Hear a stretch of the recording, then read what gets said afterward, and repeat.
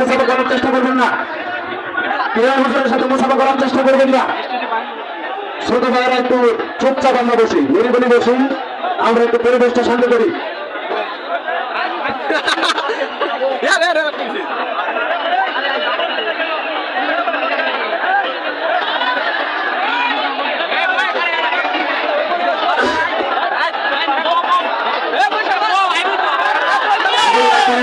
অতিরিক্ত মানুষ করবে না কেউ, এই যে ধারণ ক্ষমতার বাইরে কোনো ব্যক্তি যেন না ওঠে। ভলান্টিয়ার ভাইয়েরা একটু সতর্ক দৃষ্টি রাখবেন, অন্য মানুষ যেন না উঠতে পারে ওগুলোর পেছনে। যারা হুজুরের সবার সঙ্গে আছে, যারা আসবে তারা ছাড়া অন্য কেউ যেন উঠতে না পারে।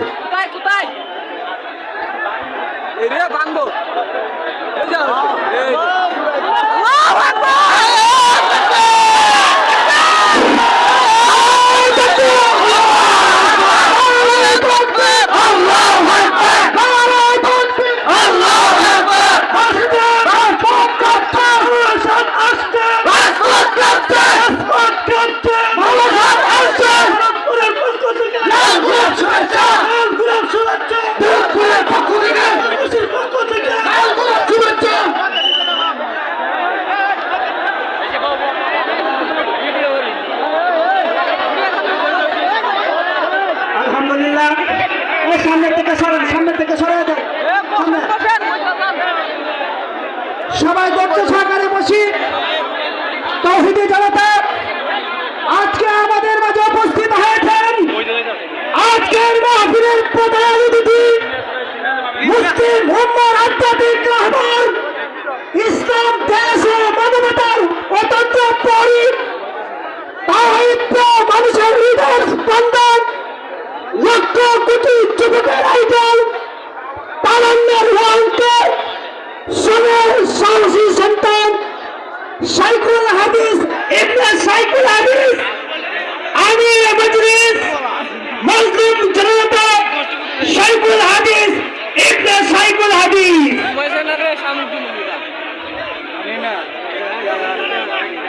আমরা ধৈর্য সহকারে বসি, কে কোনো আওয়াজ না করি।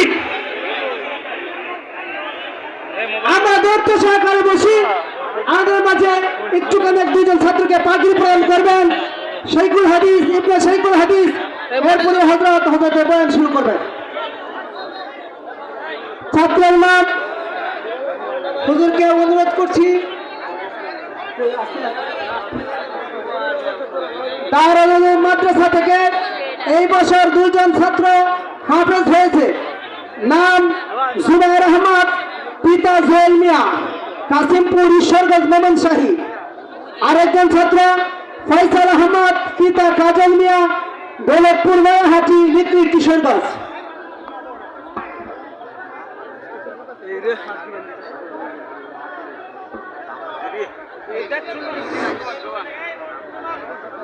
আমরা প্যান্ডেলের ডান পাশে যারা আছি, আমরা প্যান্ডেলের সামনে চলে যাই।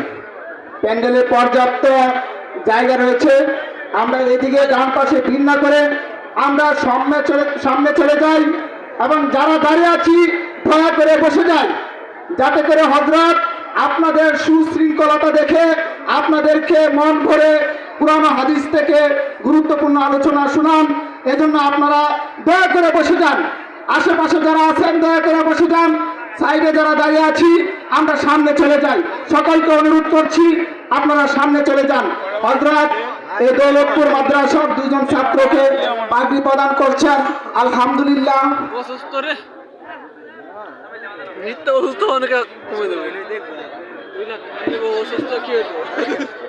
আসসালামু আলাইকুম ওয়া রাহমাতুল্লাহ। ওয়া আলাইকুম আসসালাম।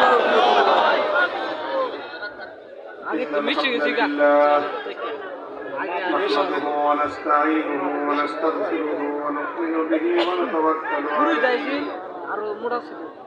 ونشهد أن لا إله إلا الله وحده لا شريك له ونشهد أن سيدنا ومولانا محمدا عبده ورسوله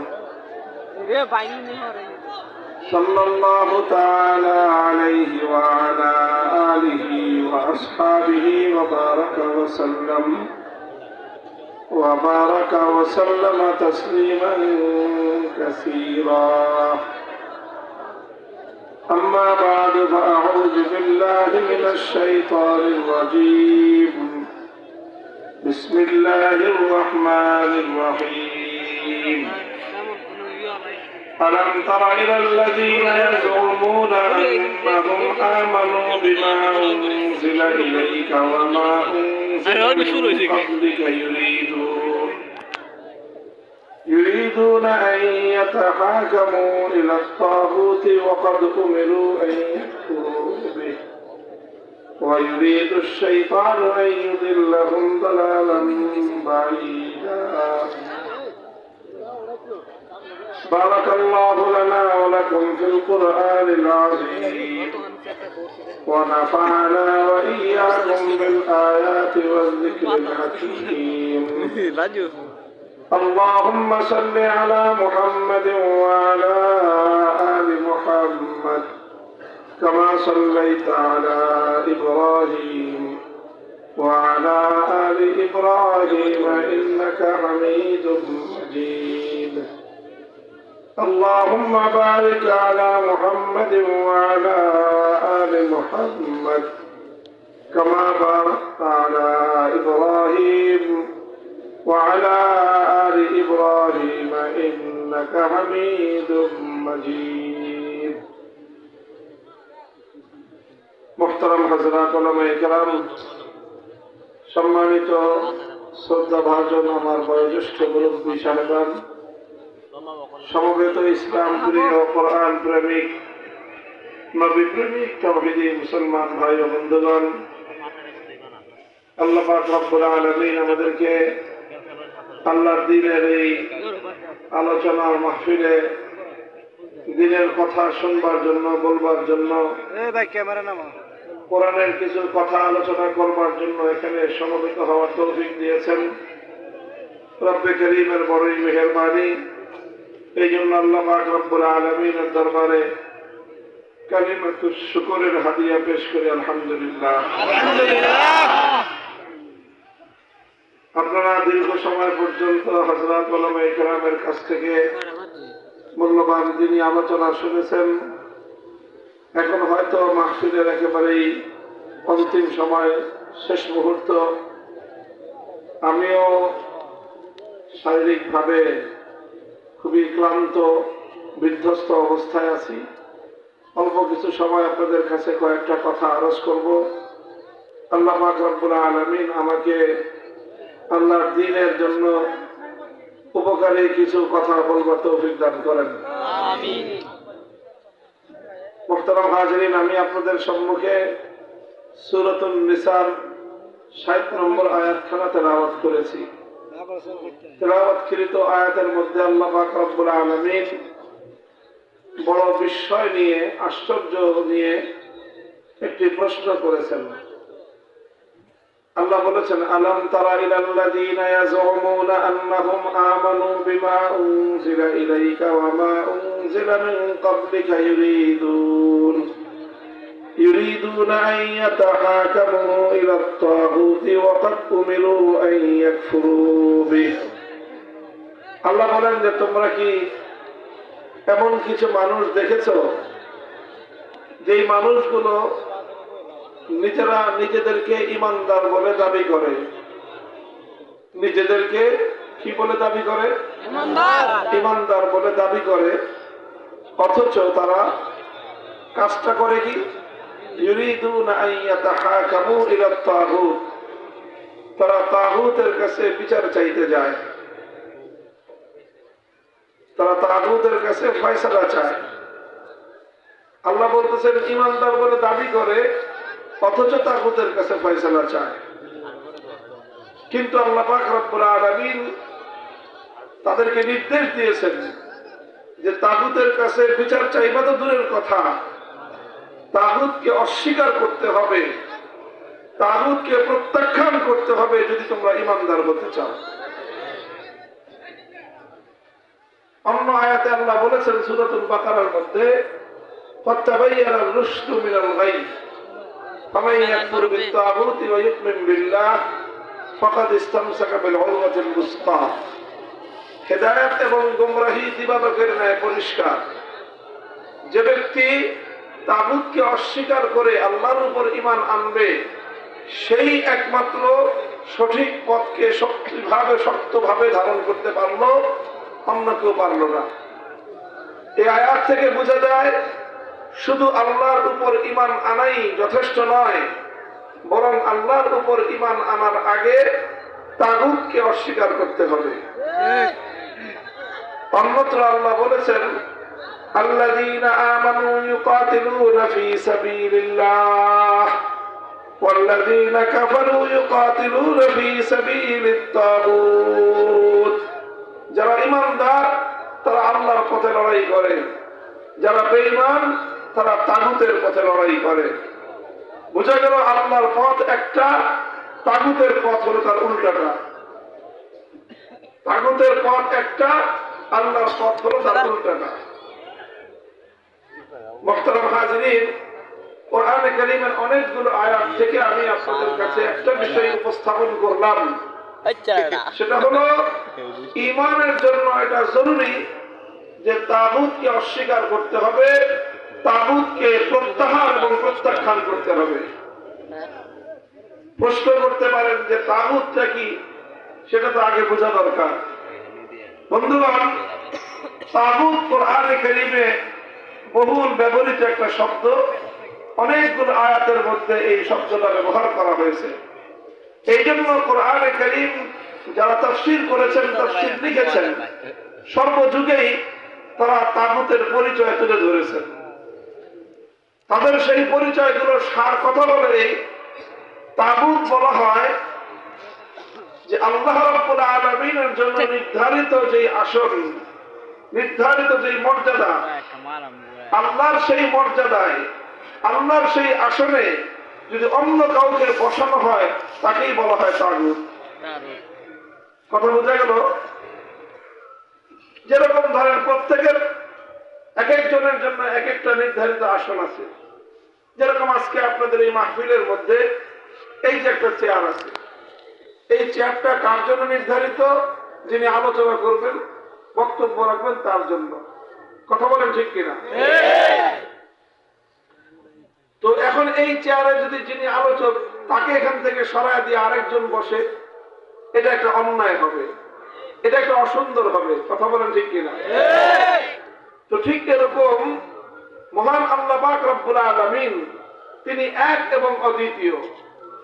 কথা বলেন ঠিক কিনা? আল্লাহর সমকক্ষ কেউ আছে? আল্লাহর সমান কেউ আছে? তো আল্লাহর জন্য নির্ধারিত যে মর্যাদা, আল্লাহর জন্য নির্ধারিত যে আসন, সেই আসনে অন্য কাউকে যদি বসানো হয় তাহলে তাকেই বলা হয় তাগুত। এটা আমি আপনাদের সামনে আরো দৃষ্টান্তের মাধ্যমে স্পষ্ট করতেছি, লক্ষ্য করে বুঝেন। কারণ এই বিষয়টার সাথে আমাদের ঈমানের সম্পর্ক আছে। এই বিষয়টা না বুঝলে, না বুঝার কারণে অসংখ্য মানুষ নিজেদেরকে ঈমানদার বলে দাবি করে, আল্লাহর কোরআন বলতেছে, অথচ তারা সব বেঈমান। ভাই, ঈমানদার শুধুমাত্র নিজেকে পরিচয় দিলেই হয় না, দাবি করলেই হয় না, ঈমানের শর্ত পূরণ করতে হয়। যেমন ধরেন, ইবাদতের উপযুক্ত একমাত্র কে? আল্লাহ। সন্দেহ আছে কোন? এই মহাবিশ্বের মধ্যে আসমান জমিন সব জায়গায় ইবাদতের উপযুক্ত একমাত্র কে? আল্লাহ। এখন আল্লাহকে বাদ দিয়ে যদি অন্য কারো জন্য ইবাদত করা হয়, তাহলে যেই জায়গাটা মাবুদ হওয়ার মর্যাদাটা নির্ধারিত কার জন্য? মাবুদ হবেন একমাত্র কে? আল্লাহ। এখন আল্লাহকে মাবুদ না বানায় যদি অন্য কাউকে কেউ মাবুদ বানায়, তাহলে যাকে মাবুদ বানানো হলো তাকেই বলা হবে তাগুত। যেমন সে যুগের মানুষ আল্লাহকে বাদ দিয়ে লাত, মানাত, উজ্জা, হুবাল এই সকল দেব দেবতাকে পূজা করত। তাহলে ইবাদত হওয়ার কথা একমাত্র আল্লাহর জন্য। আল্লাহকে বাদ দিয়ে যখন মানুষ লাতের পূজা করলো, তখন লাতকে বলা হয় তাগুত। মানাত, উজ্জা, হুবালের যখন পূজা করা হলো, তখন সেগুলোকে বলা হয় তাগুত। আজকের যুগের মানুষ লাত, মানাত, উজ্জা, হুবালের পূজা করে না, বরং তার পরিবর্তে দুর্গা, সরস্বতী, কালী নানা ধরনের দেব দেবতার পূজা মানুষ বর্তমানে করে। তো আল্লাহকে বাদ দিয়ে যখন মানুষ দুর্গার পূজা করলো তখন দুর্গাকে বলা হয় তাগুত। আল্লাহকে বাদ দিয়ে মানুষ যখন সরস্বতী, কালী ইত্যাদি মূর্তির পূজা করলো তো সেই মূর্তিগুলোকে বলা হয় তাগুত। ইবাদতের উপযুক্ত একমাত্র কে? এটা হলো তাওহীদ। এটাকে বলা হয় তাওহীদ, আল্লাহর একত্ববাদ। আল্লাহ এক এবং অদ্বিতীয়, ইবাদতের মালিক আল্লাহ ছাড়া আর কেউ নাই। এই যে আল্লাহ পাক রব্বুল আলামিনের একত্ববাদ, তাওহীদ, এই তাওহীদ হলো ঈমানের গোড়া, তাওহীদ হলো ঈমানের মূল কথা। যদি কারোর মধ্যে তাওহীদের বিশ্বাস ঠিক না থাকে ওই ব্যক্তি কোশ্চেন কেন ঈমানদার থাকতে পারে না। তো ইবাদতের উপযুক্ত একমাত্র আল্লাহ, এটাকে বলা হয় তাওহীদ ফিল ইবাদাহ, অর্থাৎ ইবাদতের মধ্যে তাওহীদ। এটা কিসের মধ্যে তাওহীদ? ইবাদতের মধ্যে তাওহীদ। তো এই ইবাদতের মধ্যে আল্লাহর সঙ্গে আল্লাহকে বাদ দিয়ে অন্য কারো ইবাদত বা পূজা করলে তো যার পূজা করা হচ্ছে তাকেই বলা হবে তাগুত। বুঝা গেল কথাটা? আর যারা পূজা করতেছে তাদেরকে কি বলা হবে? তাদেরকে বলা হবে মুশরিক। কি বলা হবে? মুশরিক। মুশরিক হলো কাফের, মুশরিক হলো বেঈমান, মুশরিক মানে শরীককারী। আল্লাহর সঙ্গে যারা শিরক করে তারা কোনোদিন ঈমানদার হতে পারে না। তো এটা বললাম হলো ইবাদতের, ইবাদত দিয়ে আমি এই দৃষ্টান্তটা দিলাম যে ইবাদতের উপযুক্ত একমাত্র আল্লাহ, ইবাদতের প্রাপ্য একমাত্র আল্লাহ। সুতরাং সেই আল্লাহকে বাদ দিয়ে অন্য কারো পূজা করা হলে, অন্য কারো ইবাদত করা হলে, যারই ইবাদত করা হবে তাকেই বলা হবে তাগুত। লাত, মানাত, উজ্জা, হুবলের পূজা করা হলে সেগুলোকে বলা হবে তাগুত। দুর্গা, কালী, সরস্বতীর পূজা করা হলে এগুলোকে বলা হবে তাগুত। সূর্যের পূজা করা হলে সূর্যকে বলা হবে তাগুত। অগ্নির পূজা করা হলে আগুনকে বলা হবে তাগুত। আল্লাহকে বাদ দিয়ে যারই ইবাদত করা হবে, যারই পূজা করা হবে তাকেই বলা হবে তাগুত। কারণ এখানে তার মধ্যে একত্ববাদ নাই, তাওহীদ নাই। সে এক আল্লাহকে ইবাদত করার কথা, আল্লাহকে বাদ দিয়ে অন্য কারো ইবাদত সে করেছে। বিন্দু মাত্র তাওহীদের মধ্যে, একত্ববাদের মধ্যে বিন্দু মাত্র পরিমাণ শিরক আমার আল্লাহ বরদাস্ত করেন না। একজন মানুষ মনে করেন 24 ঘন্টার মধ্যে 23 ঘন্টা 55 মিনিট এক আল্লাহর ইবাদত করলো, শুধুমাত্র 5 মিনিটের জন্য দুর্গার পূজা করলো। আপনাদের ধারণা কি লোকটা ঈমানদার না বেঈমান? কেন 23 ঘন্টা 55 মিনিট সে আল্লাহর ইবাদত করলো, এরপর সে বেঈমান কেন? কেন বেঈমান? দুর্গার পূজা করছে, কারণ সে আল্লাহর সাথে শিরক দুর্গা পূজা করেছে। হচ্ছে। কথা বলেন ঠিক কিনা? 5 মিনিট না, আরো কম। যদি 1 মিনিট, সে 1 মিনিট শুধুমাত্র দুর্গার পূজা করে আর 23 ঘন্টা 59 মিনিট আল্লাহর ইবাদত করে, ঈমানদার না বেঈমান? বেঈমান। কেন বেঈমান? কারণ সে আল্লাহর সাথে আল্লাহর সাথে শিরক শিরক করেছে। করছে।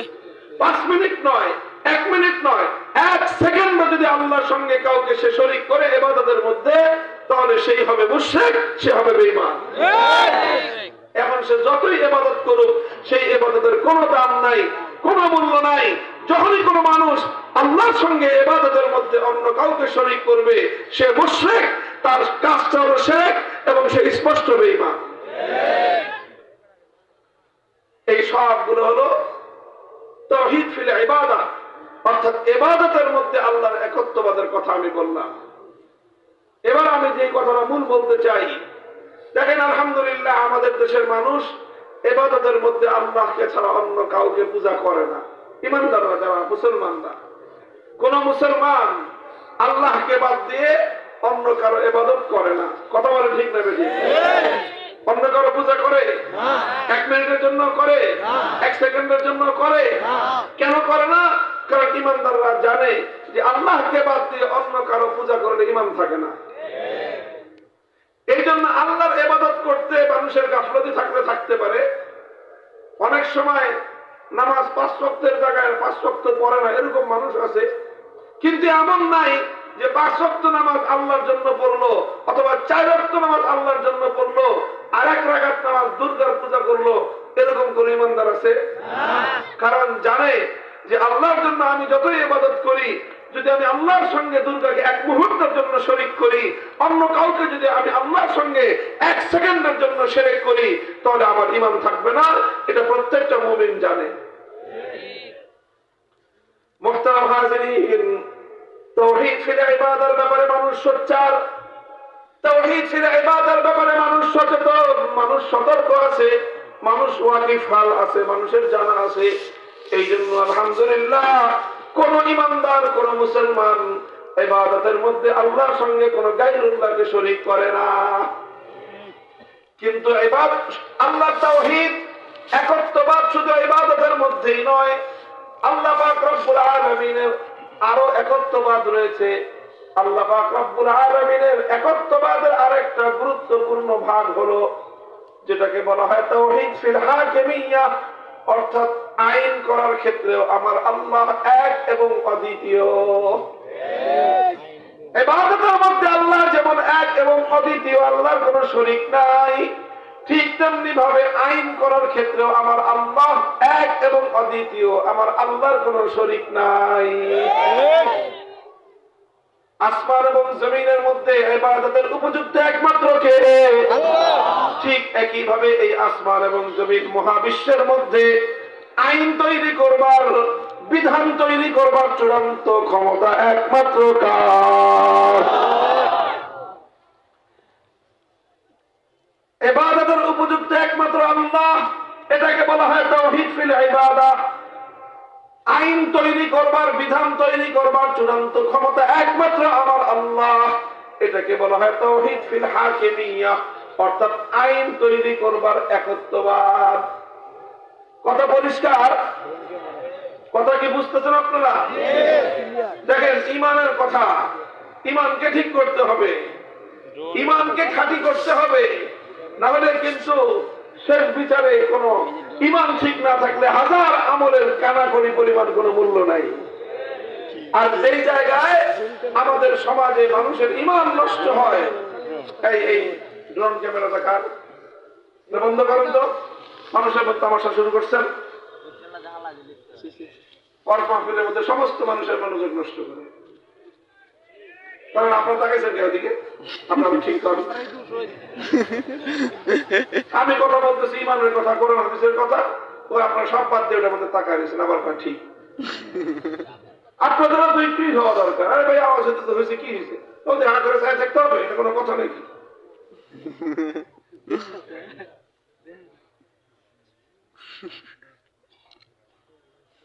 মুহতারাম হাজিরিন, আমি কথা বলতেছিলাম যে আল্লাহ পাক রব্বুল আলামিন ইবাদতের মধ্যে যেরকম আল্লাহ এক এবং অদ্বিতীয়, আইন তৈরি করবার ক্ষেত্রেও, বিধান দেওয়ার ক্ষেত্রেও আমার আল্লাহ এক এবং অদ্বিতীয়।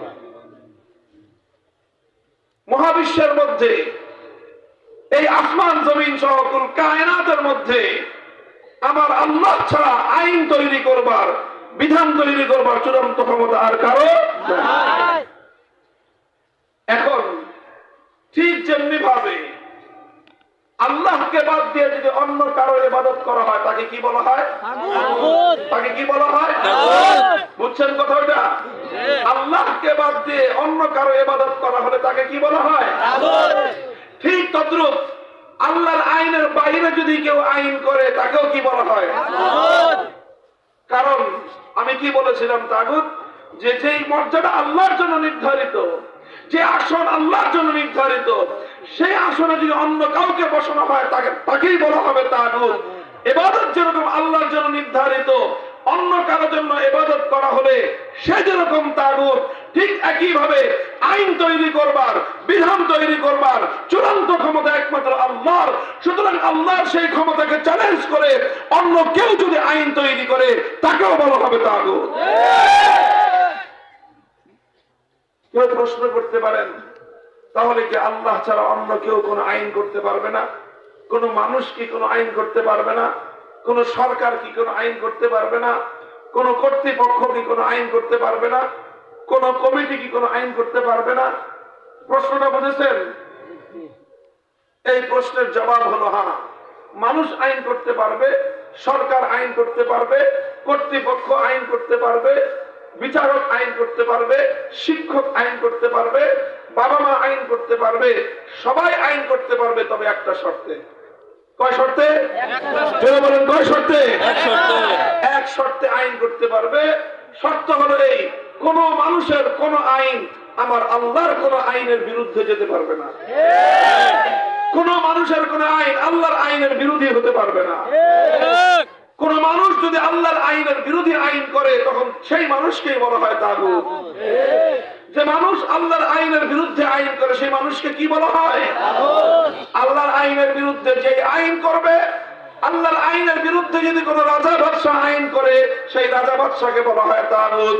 আল্লাহর আইনের বিরুদ্ধে যদি কোন রাষ্ট্রপতি কোন আইন জারি করে, সেই রাষ্ট্রপতিকে বলা হয় তাগুত। আল্লাহর আইনের বিরুদ্ধে যদি কোন প্রধানমন্ত্রী কোন আইন জারি করে, সেই প্রধানমন্ত্রীকে বলা হয় তাগুত। আল্লাহর আইনের বিরুদ্ধে যদি কোন মন্ত্রী পরিষদ কোন আইন পাশ করে, সেই মন্ত্রী পরিষদকে বলা হয় তাগুত। আল্লাহর আইনের বিরুদ্ধে যদি কোন আদালত কোন বিচারপতি কোন আইন জারি করে, সেই আদালত এবং সেই বিচারপতিকে বলা হয় তাগুত। আল্লাহর আইনের বিরুদ্ধে কোন আইন পরিষদ তথা কোন সংসদ যদি কোন আইন পাশ করে, গোটা সংসদকে বলা হয় তাগুত। মহাবিশ্বের মধ্যে চূড়ান্ত ভাবে আইন করার একমাত্র অধিকার কার? সারা দুনিয়ার সমস্ত মানুষ যদি একত্রিত হয়ে, সারা দুনিয়ার 700 কোটি মানুষ যদি ঐক্যবদ্ধ হয়ে কোন একটা আইন করে, আর সেই আইনটা যদি আমার আল্লাহর কোন আইনের 1/100 বিরোধী হয়, সারা দুনিয়ার 700 কোটি মানুষকে বলা হবে তাগুত। কারণ তারা আল্লাহর আইনকে চ্যালেঞ্জ করেছে, তারা আল্লাহর আইনের বিরুদ্ধে গিয়েছে। আল্লাহর আইনের বিরুদ্ধে যে বা যারাই আইন করবে, তাদেরকেই বলা হবে তাগুত। কথা বুঝতেছেন? পরিষ্কার কথা বুঝেন। কার কোনখান দিয়ে ঈমান যেতেছে, তখন নিজের টের পাবেন। ভাই, আল্লাহকে বাদ দিয়ে যখন দুর্গার পূজা করা হয়, তখন দুর্গাকে কি বলে? আর দুর্গার অনুসারীদেরকে কি বলে? ঠিক এরকম ভাবে আল্লাহর আইনের বিরুদ্ধে যারা আইন পাশ করলো, তাদেরকে কি বলা হয়? আর সেই আইন পাশকারীদেরকে যারা অনুসরণ করে, তাদেরকে কি বলা হয়? তাদেরকে বলা হয় মুশরিক। আর মুশরিক হলো চিরস্থায়ী জাহান্নামী, ঈমান নাই, সব বেঈমান। আমি শুরুতে আগেই বলেছি, আমার সমাজের মধ্যে কোন ঈমানদার মানুষ দুর্গার পূজা করে না। কোন মুসলমান কোন সরস্বতী, লাত, মাত, উজ্জা, কাবা পূজা করে না। এক আল্লাহ ছাড়া অন্য কারো সামনে মাথা নত করে না। আল্লাহ সামনে ছাড়া অন্য কাউকে সিজদা করে না। তারা জানে, মানুষ জানে, ইবাদতের মালিক একমাত্র কে?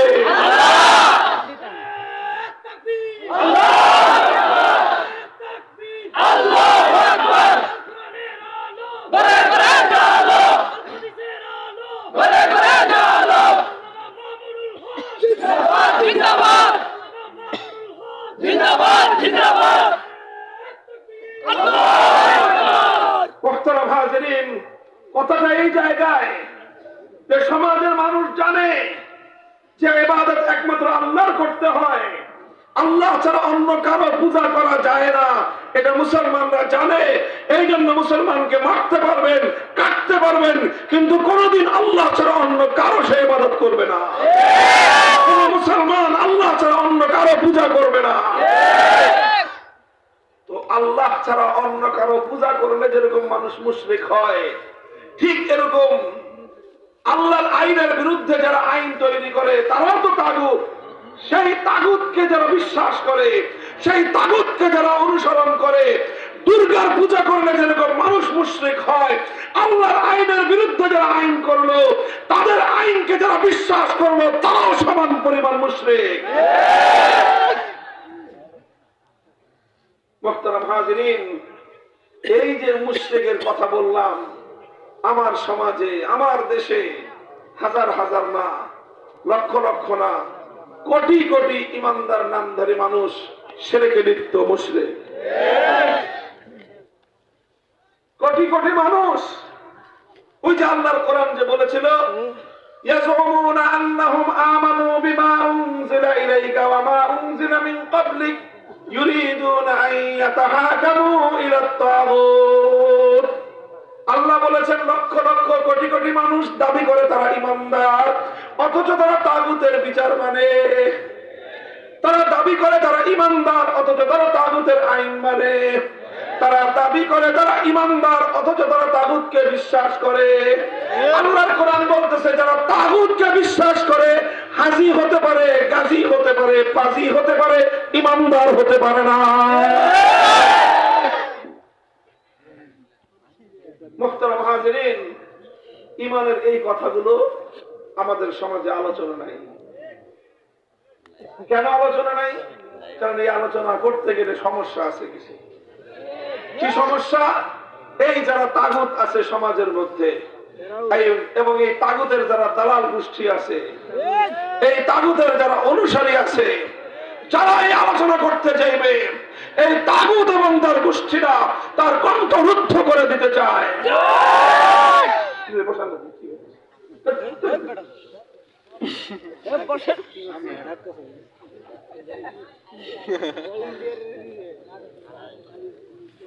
বিষয়গুলোকে ভালো করে বুঝতে হবে। এই সমাজের মানুষ তারা ইবাদতের মধ্যে শিরক করে না, কিন্তু আল্লাহ পাকের তাওহীদ ফিল হাকিমিয়া আইন তৈরি করবার ক্ষেত্রে আল্লাহ পাক রব্বুল আলামিনের যে একত্ববাদ, সেই একত্ববাদকে অসংখ্য অগণিত নামধারী ঈমানদাররা আল্লাহ পাকের তাওহীদ ফিল হাকিমিয়াকে না মানবার কারণে মুশরিকে পরিণত হয়ে বেঈমান হয়ে আছে। এই কথা জাতিকে বোঝাতে হবে, মানুষকে কথা বলতে হবে। কোন ঈমানদার মানুষ যেন কশ্চিনকালেও যেরকম এক আল্লাহ ছাড়া অন্য কারো ইবাদত যেরকম করে না, ঠিক তেমনি ভাবে যারা এক আল্লাহকে বিশ্বাস করেছে, যারা এক আল্লাহর উপর ঈমান এনেছে, আল্লাহর বিরুদ্ধে কোন আইনকে তারা বিশ্বাস করতে পারে না।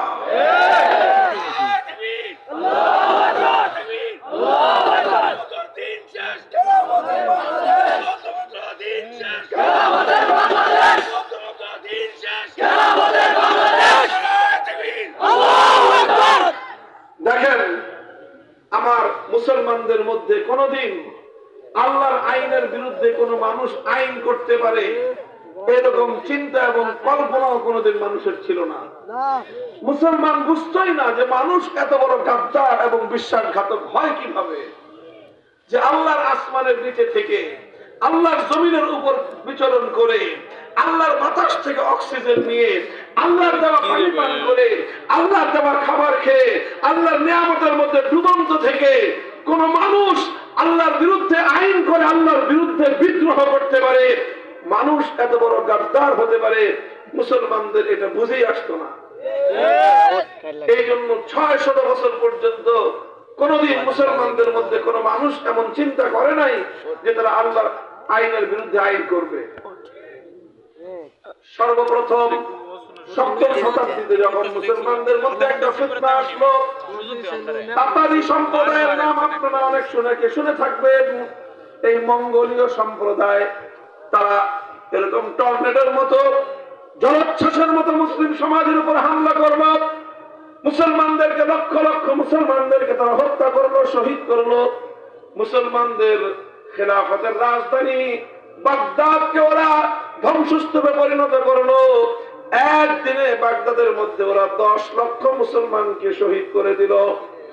এইভাবে বিশাল মুসলিম এলাকাকে ওরা দখল করে নিয়ে ওরা সেই এলাকা শাসন শুরু করলো।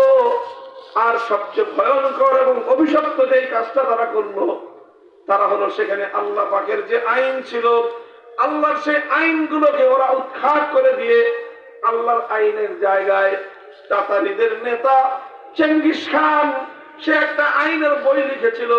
সেই বইটার নাম ছিল ইয়াসেক। এই তাতারি সম্প্রদায় আল্লাহর আইনের পরিবর্তে তাদের চেঙ্গিস খানের বইয়ের আইনগুলো তারা মুসলিম সমাজের মধ্যে চালু করে দিল। নাউযুবিল্লাহি মিন যালিক। এই সর্বপ্রথম মুসলিম জাতি অভিশাপ দেখলো। এই অভিশাপ দেখার পরে মুসলমানরা এর বিরুদ্ধে রুখে দাঁড়ালো, লড়াই করলো।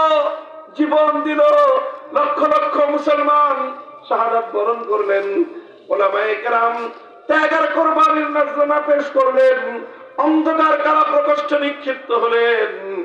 শাইখুল ইসলাম ইবনে তাইমিয়া রাহমাতুল্লাহি আলাইহি ৬ বার কারারুদ্ধ হয়েছেন। জীবনের মূল্যবান সময়টুকু সব কারাগারের অন্ধকার প্রকোষ্ঠে কাটিয়ে দিয়েছেন, সব ত্যাগ স্বীকার করেছেন, সমস্ত কোরবানি আর জুলুম নির্যাতন সহ্য করেছেন, কিন্তু এক মুহূর্তের জন্যও আল্লাহর আইনের জায়গায় অন্য কারো আইনের সামনে তারা মাথা নত করেন নাই।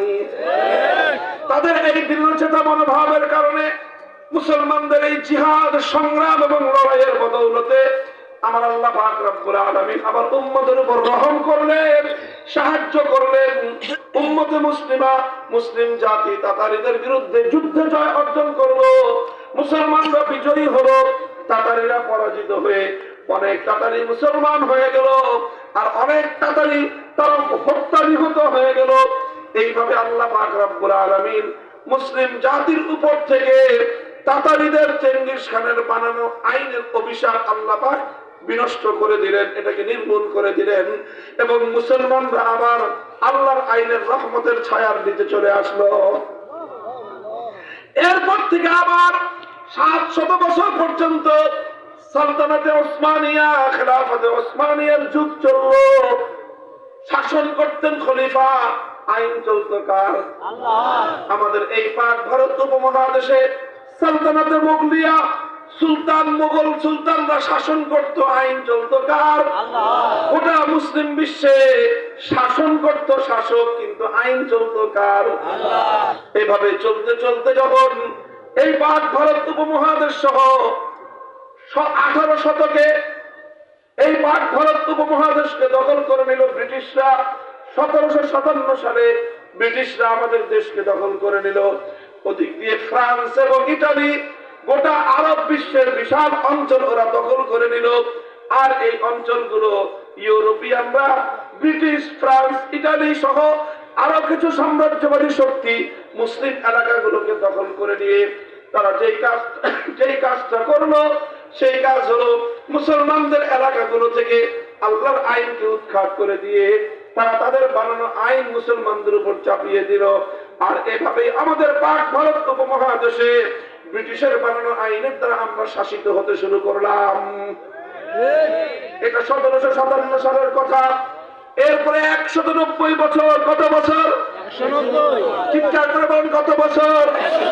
190 বছর পর্যন্ত ব্রিটিশদের বিরুদ্ধে লড়াই হলো, সংগ্রাম হলো আজাদির লড়াই চললো, মুক্তিযুদ্ধের জিহাদ চললো, ব্রিটিশকে উৎখাত করবার বহু জিহাদ হয়েছে।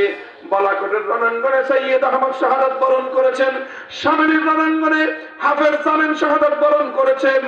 হাজার হাজার আলেমদেরকে ফাঁসি দিয়ে ঝুলিয়ে রাখা হয়েছে, হাজার হাজার আলেমদেরকে জ্বলন্ত আগুনে পুড়িয়ে হত্যা করা হয়েছে, হাজার হাজার আলেমকে মহিষের চামড়ার মধ্যে ধরে উত্তাল পানির স্রোতের মধ্যে, গঙ্গার স্রোতের মধ্যে ভাসিয়ে দেওয়া হয়েছে।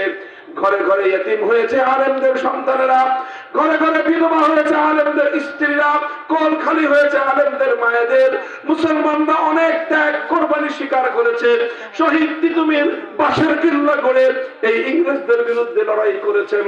হাজী শরীয়তুল্লাহ আল্লাহর দ্বীন কায়েমের জন্য ইংরেজদের বিরুদ্ধে যুদ্ধ করেছেন।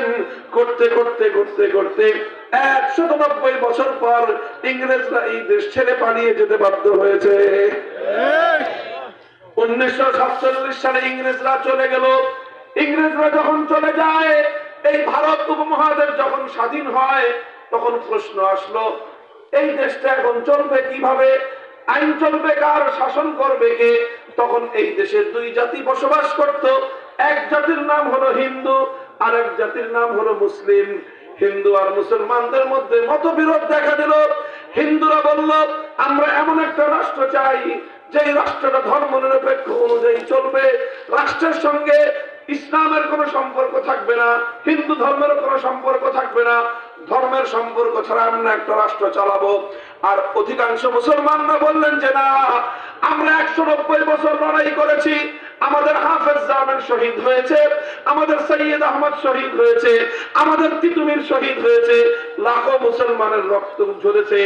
এত মুসলমান শহীদ হয়েছে ধর্মনিরপেক্ষ রাষ্ট্র করবার জন্য নয়, এত মুসলমান শহীদ হয়েছে শুধুমাত্র একটা উদ্দেশ্যে, একটা ভূখণ্ড হবে, একটা দেশ হবে, যেই দেশের মধ্যে আইন চলবে একমাত্র কার? চিৎকার করবেন, আইন চলবে একমাত্র কার? শাসন চলবে আল কোরআনের, সংবিধান হবে আল কোরআনের। অধিকাংশ মুসলমানরা বলল আমরা এমন একটা রাষ্ট্র চাই যে রাষ্ট্রের মধ্যে আইন চলবে আল্লাহর, সংবিধান হবে আল কোরআনের, ইসলামী হুকুমত হবে। এই দাবিতে মুসলমানরা সোচ্চার হয়ে উঠলেন। শেষ পর্যন্ত 1947 সালে দেশটা ভাগ হলো। এক ভাগ হিন্দুদেরকে দেওয়া হলো, আরেক ভাগ মুসলমানদেরকে দেওয়া হলো। হিন্দুরা তাদের শাসিত এলাকায় ধর্মনিরপেক্ষ মতবাদ চালু করলো, আর কথা ছিল মুসলমানরা যেই এলাকাটা পাবে সেই এলাকার মধ্যে শাসন হবে আল্লাহর কোরআনের, আইন চলবে আমার আল্লাহ। সেই এলাকার মধ্যে দুইটা অঞ্চল ছিল, একটা ছিল পশ্চিম পাকিস্তান আর একটা ছিল পূর্ব পাকিস্তান। এই দুইটা এলাকা, এখানে কথা ছিল মুসলমানদের ভাগ।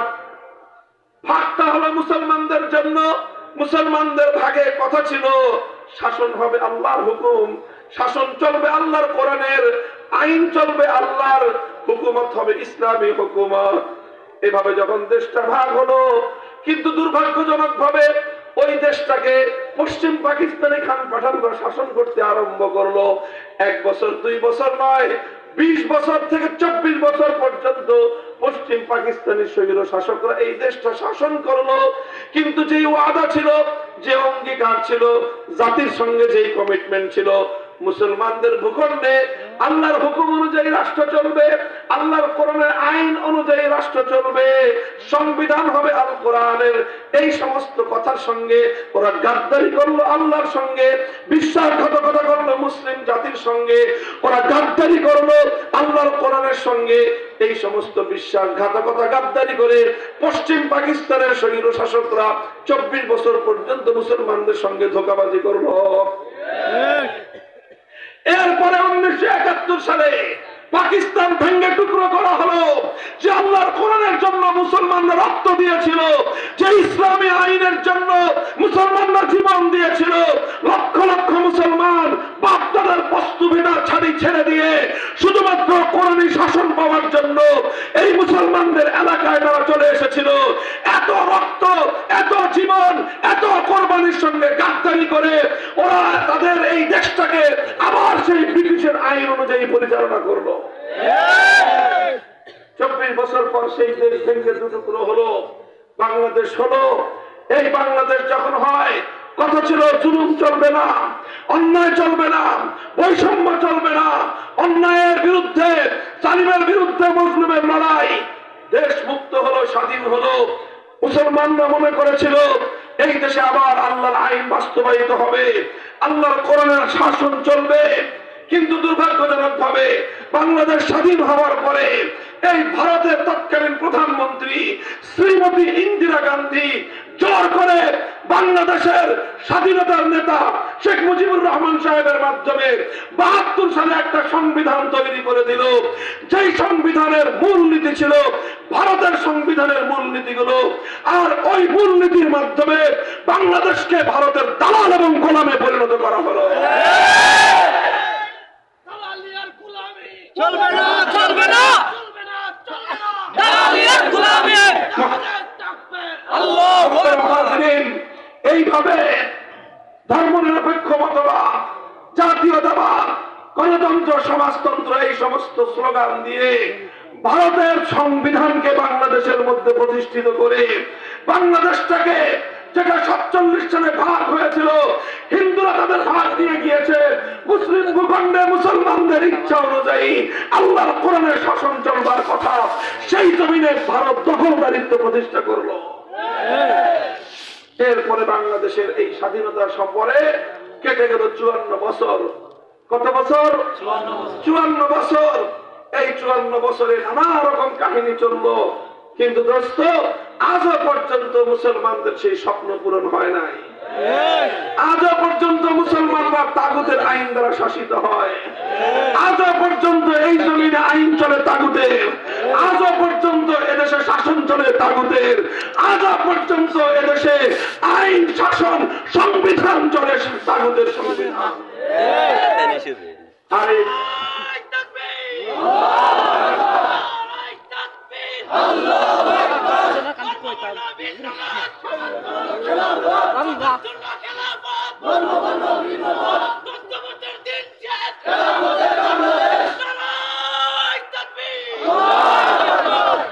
মুহতারাম হাজিরিন, তাগুতের আইন অনুযায়ী দেশ চলবার কারণে আমরা কেউ নিরাপদে নাই। আমরা সবাই, আমি আপনি আমরা সবাই এক কঠিন সমস্যার সম্মুখীন। হয়তো আপনারা টের পান না, বুঝেন না, এই জন্য আপনাদের চিন্তা নাই। কিন্তু যদি বুঝতে পারতেন, আরামের ঘুম হারাম হয়ে যেত। একটু বুঝাই দেবো আপনাদেরকে, বুঝতে চান? আচ্ছা, তাহলে একটা প্রশ্নের জবাব দেন। আমি ছোট্ট করে একটু কথা বলে শেষ করে দিচ্ছি। একটা প্রশ্নের জবাব দিবেন। মনে করেন আপনার বাড়িতে যদি ডাকাতি হয়, অনেক সময় হয় না, যদি চুরি হয়, অথবা আপনার কোন আপনজন, আপনার ভাই, আপনার সন্তান যদি খুন হয়, অনেক সময় হয় না? এই যে চুরি হলো, ডাকাতি হলো, হত্যাকাণ্ডের শিকার খুন হলো, কি করবেন আপনারা? কি করেন বলেন? কি করেন?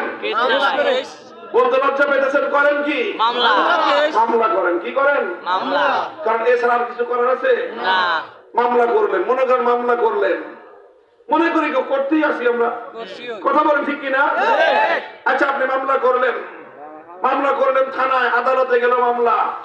এরপর আদালতে এই মামলার সাক্ষী সুবুত সব কিছু চলার পরে প্রমাণ হলো যে হ্যাঁ, ও চুরি করেছে, প্রমাণ হলো যে অমুকে ডাকাতি করেছে, প্রমাণ হলো অমুকে খুন করেছে। এখন আদালত আপনার পক্ষে বিচার করবে, কথা বলেন, রায় দিবে কিনা? তো আদালত চোরের জন্য সেই শাস্তি দিবে যেই শাস্তি আল্লাহর কোরআনে আছে। আদালত, আমাদের দেশের আদালত কি কোরআনের আইন অনুযায়ী চোরের শাস্তি দিবে? তাহলে ডাকাতের শাস্তি বুঝি আল্লাহর আইন অনুযায়ী দিবে? তাহলে খুনের শাস্তি আল্লাহর আইন অনুযায়ী দিবে? আল্লাহর আইন অনুযায়ী কোনো দিবে না। সত্য কথা বলতেছেন তো? বুঝে শুনে বলতেছেন তো? তাহলে আল্লাহর আইন বাদ দিয়ে তারা কোন আইন অনুযায়ী বিচার করবে বলেন? ব্রিটিশের বানানো আইন। কার আইন? কার আইন? ব্রিটিশরা যে আইন বানায় দিয়ে গেছে, সেই ব্রিটিশের বানানো আইন অনুযায়ী বিচার করবে। কথা বলেন ঠিক না বেটি? তাহলে আল্লাহর আইনের বিরুদ্ধে যে ব্রিটিশ আইন তৈরি করলো, তো সেই ব্রিটিশকে কি বলবেন? কথা বলেন, কি বলবেন? আল্লাহর আইনের বিরুদ্ধে যারা আইন তৈরি করে তাদেরকে কি বলা হয়? তাগুত বলা হয়। আর কোরআনের যে আয়াত আমি তেলাওয়াত করেছি, সূরাতুন নিসার 60 নম্বর আয়াতে আল্লাহ বলেছেন, ইমানদার বলে নিজেদেরকে দাবি করে, অথচ তারা তাগুতের কাছে বিচার চাইতে যায়। যারা তাগুতের কাছে বিচার চাইতে যায় তাদের ঈমান নাই। তাহলে এবার বলেন, আপনারা যে গেলেন ব্রিটিশের আইনের কাছে বিচার চাইতে, তাহলে তাগুতের আইনের কাছে যখন বিচার চাইতে গেলেন, ঈমান থাকলো না গেল? এই এদের দাঁড়িয়েছে কারা? কথা পরিষ্কার, বুঝতে পারলেন? ঈমান থাকলো না গেল? এত সহজে যদি ঈমান চলে যায়, আর এইভাবেই যদি প্রতিদিন প্রতিনিয়ত হাজার হাজার লক্ষ কোটি মানুষের ঈমান যেতে থাকে, তাহলে পরিস্থিতিটা ভয়াবহ কিনা বলেন তো? পরিস্থিতিটা ভয়াবহ কিনা? তাহলে যারা যারা মামলা করছেন তারা কি করবেন? আপনাদের কথা অনুযায়ী তো বিচার, তাগুতের কাছে বিচার চাইতে গেলে কি গেল? এমন কি মামলা করবেন না? বিচার চাইবেন না? করবেন কেমনে? কেমনে বিচার চাইবেন বলেন? কথা বলতেছি।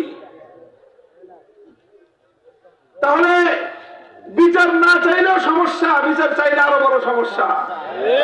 বিচার না চাইলে চোরে চুরি করে সব নিয়ে যাবে, ডাকাতে ডাকাতি করে সব শেষ করে ফেলবে, খুনিরা খুন করে সব শেষ করে ফেলবে। আর বিচার চাইতে গেলে ঈমান যায়। সমস্যা আছে না নাই? গোটা দেশের মানুষ সমস্যা আছে না নাই? প্রশ্ন করতে পারেন হুজুর তাহলে কি আসলে ইমানটা চলে গেছে আমাদের? আমি বলবো যে ইমান চলে যাওয়ার কথা, তবে একটা কারণে যায় নাই, ঝুলে রয়েছে। একটা কারণে যায় নাই, কি হয়ে আছে? ঝুলে আছে। সেই কারণটা কি? সেই কারণটা হলো যে আপনারা ইচ্ছা করে যাই নাই, বাধ্য হয়ে বিচার চাইতে গেছি। আমরা তাগুতের কাছে বিচার চাইতে গেছি মনের খুশিতে না বাধ্য হয়ে? ইচ্ছা করে না বাধ্য হয়ে? বাধ্য হয়ে যেহেতু বিচার চাইতে গেছেন, এই জন্য আপনার ইমানটা যায় নাই, ঝুলে আছে। আর যদি মনের খুশিতে যাইতেন তাহলে ইমান সবার আগে আপনারটা চাইতো। মুহতারাম হাজিরিন, কোরআন বলেছে ফামান ইসতুররা গায়রা বাগিন ওয়ালা আদিন ফালা ইসমা আলাইহি ইন্নাল্লাহা গফুরুর রহিম। মানুষ যখন বাধ্য হয়ে যায় তখন হারামকে আল্লাহ পাক হালাল করে দেন। কথা বলেন ঠিক না বেঠিক?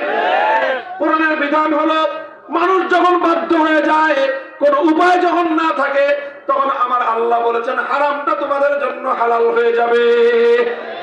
যেরকম ধরেন একটা মানুষ হালাল কোনো খাবার তার সামনে নাই, হালাল কোনো খাদ্য নাই, ক্ষুধার তাড়নায় জীবন যায় যায় অবস্থা, ক্ষুধার তাড়নায় মরণাপন্ন অবস্থা, এখন খাবার না খাইলে আর বাঁচার কোনো সম্ভাবনা নাই। এমন অবস্থায় ওই লোকটার সামনে মরা গরুর গোশত আছে। এমনি মরা গরুর গোশত খাওয়া হালাল না হারাম? কুত্তার গোশত খাওয়া হালাল না হারাম? শুয়োরের গোশত খাওয়া হালাল না হারাম? এখন এইরকম একজন মরণাপন্ন একটা লোকের সামনে কোন হালাল খাদ্য নাই, আছে শুধুমাত্র মরা গরুর গোশত অথবা কুত্তার গোশত অথবা শুয়োরের গোশত। এই গোশতটা না খেলে তার জীবনটা চলে যাবে, লোকটা মৃত্যুর মুখে পতিত হবে। এমন অবস্থায় জীবনটা রক্ষা করার জন্য শুয়োরের গোশত, কুত্তার গোশত অথবা মরা গরুর গোশত খাওয়া তার জন্য হালাল।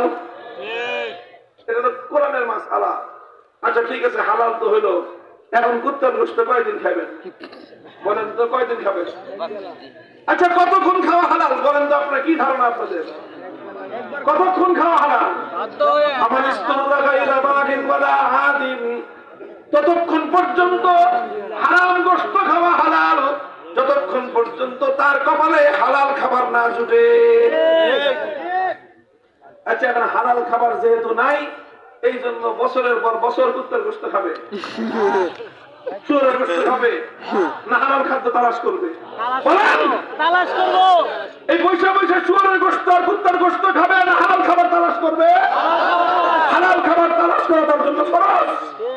যদি সে হালাল খাবার তালাশ না করে বসে বসে কুত্তার গোশত খায়, এক বেলা খাওয়া হালাল, এর পরের বার হারাম খাদ্য তার জন্য হালাল হবে না যতক্ষণ পর্যন্ত সে হালাল খাদ্য অন্বেষণ না করবে। মুহতারাম হাজিরিন, এবার ভালো করে বুঝেন আমার শেষ কথা। কুত্তার গোশত খাওয়া এটা হলো একটা বদ আমল, এটা বদ আমল। এটার দ্বারা আমল নষ্ট হয়, ইমান নষ্ট হয় না।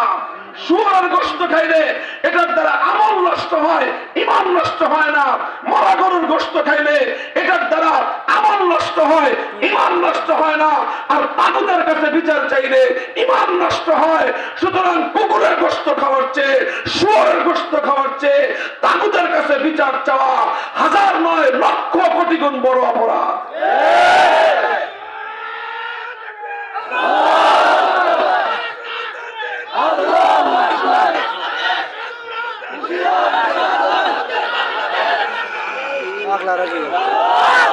মুহতারাম হাজিরিন, এবার কথা শেষ। তাহলে দেখেন আপনি বাধ্য হয়ে এক বেলা কুত্তার গোশত খাইলেন অথবা এক বেলা শুয়োরের গোশত খেলেন, তাড়াতাড়ি পরের বেলার জন্য আপনি হালাল খাদ্য তালাশ করবেন। কথা বলেন ঠিক না বেঠিক? সেই ক্ষেত্রে ঠিক তেমনি ভাবে বাধ্য হয়ে তাগুতের কাছে বিচার চাইতে গেলেন, এক বেলা না হয় একবার না হয় তাগুতের কাছে বিচার চাইতে গেলেন। এরপর আল্লাহর জমিনে আল্লাহর আইন বাস্তবায়ন করার জন্য চেষ্টা সাধনা করা আপনার জন্য ফরজ কিনা? বাধ্য হয়ে তাগুতের কাছে বিচার চাইতে গেছেন, এই জন্য ইমানটা ঝুলে আছে। এবং বাধ্য হয়ে কাটায় দিয়েছেন অলরেডি ৭৮ বছর। কত বছর? 78 বছর হলো 47-এর পরে, আর 78-এর আগে গেছে আরো 190 বছর।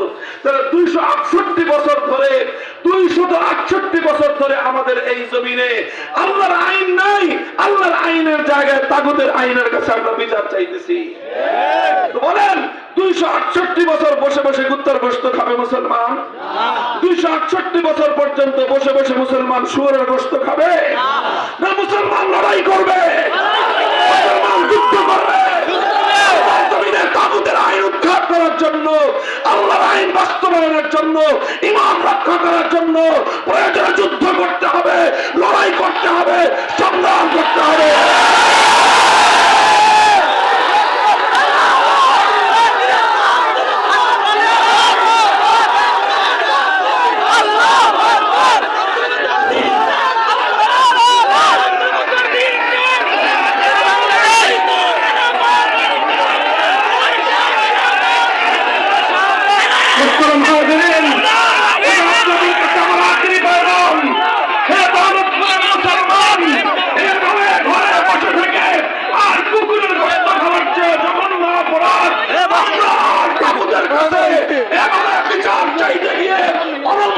সময় ব্যয় করবো